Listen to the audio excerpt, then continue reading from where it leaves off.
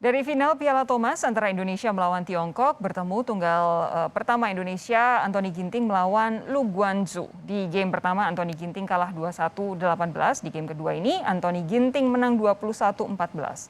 Saat ini kini sedang berlangsung game ketiga dan sejarah mencatat Indonesia jadi tim bulu tangkis paling sukses dalam gelaran Piala Thomas. Namun sejak 2002 tren itu terhenti. Apakah tahun ini Indonesia mampu memuaskan dahaga akan gelar juara Thomas Cup setelah 19 tahun lamanya? Dan jika juara, akankah merah putih bisa berkibar di gelaran Thomas yang berlangsung di Denmark di tengah jerat sanksi Badan Anti Doping Dunia? Kita bahas bersama Wakil Ketua Lembaga Anti Doping Indonesia, Ladi Reza Maulana, dan juga Redaktur Pelaksana Harian Kompas Adi Prinantio. Selamat malam Bung Reza, selamat malam Bung Adi. Selamat malam, Ibu. Saya ke Bung Reza lebih dulu ya. Bung Reza, ini pemerintah dan Ladi kan sudah kirim surat klarifikasi ke WADA tentang keputusan yang dijatuhkan ke Indonesia. Apakah sudah dapat jawaban dari WADA? Ya, terima kasih Ibu atas pertanyaannya. Apakah suara terdengar jelas, Ibu? Ya, silakan, Ya. Bung Reza. Baik, jadi yang diberikan oleh pemerintah kepada WADA sudah dijawab sejak tanggal 8 Oktober bahwa sebenarnya untuk kemarin yang PON dan yang lain dapat berjalan sesuai dengan apa yang diharapkan. Namun untuk tes yang lain-lain itu dijalankan sesuai dengan supervisi JADA. Dan untuk sanksi dan lain-lain, Bu, masih dalam proses negosiasi ataupun komunikasi antara Ladi, pemerintah Indonesia melalui Kemenpora dengan WADA tersebut. Oke, jadi saat ini masih negosiasi terus ya? Betul, Ibu.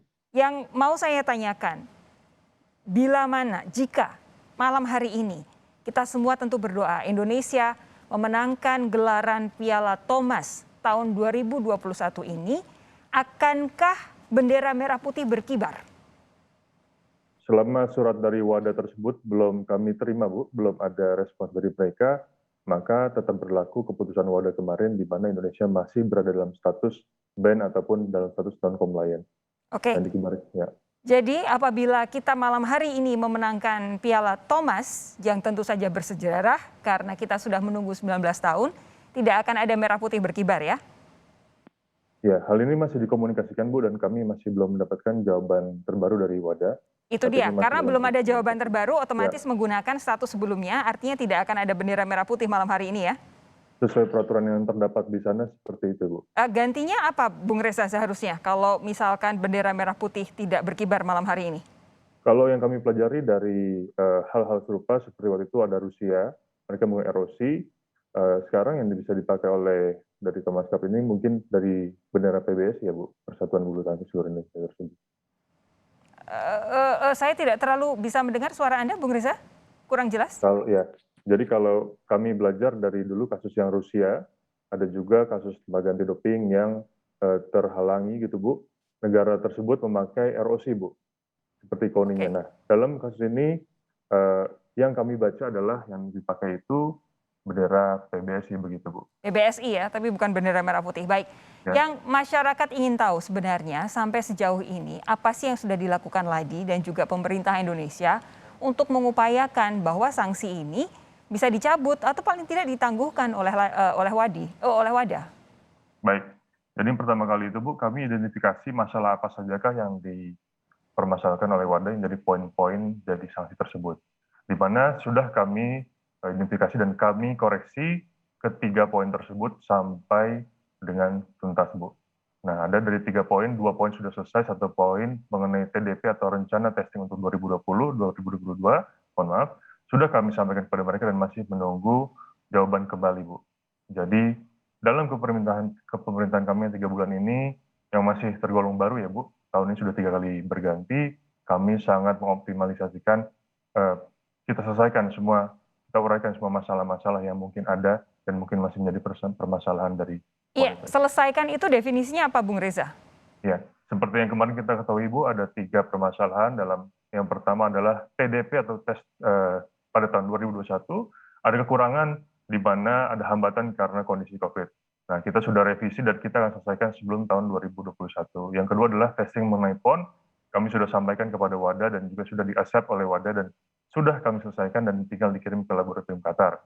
Nah, yang terakhir adalah rencana testing pada tahun 2022 tersebut sudah kami sampaikan juga dan tinggal menunggu balasan oleh Polda tersebut, Bu.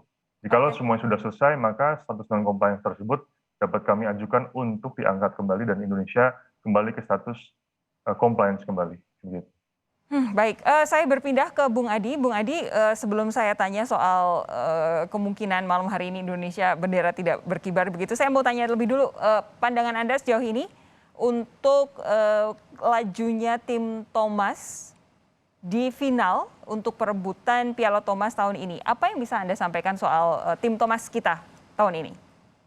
Ya, saya pikir ini waktunya bagi tim Thomas Indonesia untuk mencatat sejarah ya, karena kita sudah menunggu 19 tahun dan itu cukup lama ya. Artinya kalau kita masih mendeklarasikan diri sebagai salah satu negara elit bulu tangkis, ya tentu tahun ini adalah tahun yang paling tepat untuk merebut Piala Thomas. Karena kalau kita lihat order of play melawan tim Tiongkok, rasanya persentase bagi tim Merah Putih menang itu bisa sekitar 60 berbanding 40 karena mayoritas lawan kita itu peringkat DWF-nya di bawah pemain-pemain kita. Kalau kemudian ada strategi atau keputusan apapun itu untuk mengganti formasi pemain dari semifinal menuju final, apa yang bisa Bung Adi sampaikan? Ya itu memang bukan kali ini saja ya Indonesia mengganti formasi pemain. Katakanlah dulu ketika kita merebut Piala Thomas, pasangan Kartono Hariyatmanto dan Rudi Herianto dirombak dan waktu itu Kartono dipasangkan dengan Lim Swee King yang sehari-hari adalah pemain tunggal. Dan kemudian pasangan Lim Swee King Kartono menjadi penentu kemenangan Indonesia.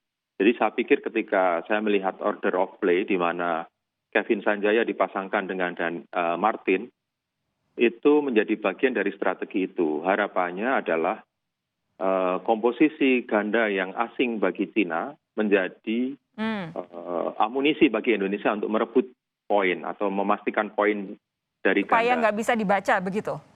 Betul. Oke. Ya. Oke, tapi berarti Anda yakin ya dengan formasi yang malam hari ini diturunkan ke final ini bakal bisa membawa hasil maksimal begitu? Karena yang saya tahu saat ini kan Anthony Ginting sedang bertanding, ini set yang ketiga, tadi sempat ketinggalan sempat kalah di set yang pertama.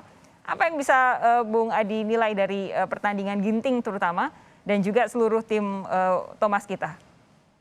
Seharusnya secara mental tim Indonesia tidak tertekan. Okay. Artinya main tanpa beban dan itu sebetulnya sudah dimulai dengan kemenangan 3-0 melawan Malaysia. Itu modal yang menurut saya penting. Dan kemudian juga 3-1 atas Denmark sebagai tuan rumah. Artinya misalnya Jonathan Christie yang biasanya tampil tidak optimal, kemarin malam cukup impresif ya melawan Anders Antonsen. Dan seharusnya modal semacam itu dipertahankan. Tidak ada alasan untuk tidak tampil maksimal pada laga final yang sangat menentukan malam ini. Oke, itu tentu semua masyarakat Indonesia berharap. Tapi Bung Adi, seperti tadi yang saya tanyakan kepada Bung Reza, ada kemungkinan malam hari ini kalau misalkan Indonesia menang Piala Thomas, pun bendera merah putih tidak akan berkibar. Apa yang bisa Anda sampaikan soal ini? Yang pertama sungguh sangat disesalkan ya, karena ketika kita mencatat sebuah prestasi bersejarah, juara Piala Thomas, merah putih tidak bisa berkibar. Yang kedua, menurut saya ada kelemahan antisipasi dari pemerintah dalam hal ini yang dikoordinasikan oleh Kementerian Pemuda dan Olahraga tentunya untuk melakukan proses komunikasi dan koordinasi dengan WADA. Bahwa laboratorium doping di Indonesia belum layak secara internasional itu sudah kita hadapi problem itu sejak bertahun-tahun yang lalu. Ya, kita sudah tahu soal itu ya. Ya, nah mengapa lambat dalam antisipasi? Kemudian yang kedua adalah komunikasi dan koordinasi terkait banyaknya event yang tertunda karena pandemi. Andai itu sudah bisa diantisipasi, tentu juga WADA punya alternatif kebijakan yang lain. Kemudian yang ketiga, kita sudah sangat menyadari bahwa faktor doping menjadi aspek krusial dalam olahraga. Ya. Bagaimana Lance Armstrong, seorang pebalap sepeda, menerima sanksi karena dia melanggar aturan doping. Dan kemudian kita juga tahu di Olimpiade Rusia juga mengalami hal yang sama.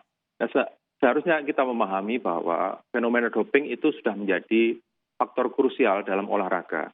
Di mana-mana ya unsur doping itu sangat menentukan. Jadi Sehingga sebenarnya memang antisipasi harus dilakukan sejak awal. Jadi sebenarnya menurut Bung Adi seharusnya tidak ada alasan begitu ya? Ya, seharusnya proses komunikasi dan koordinasi, andai tadi minim event selama pandemi itu terlaporkan dengan cukup baik kepada WADA ya, dalam persepsi saya.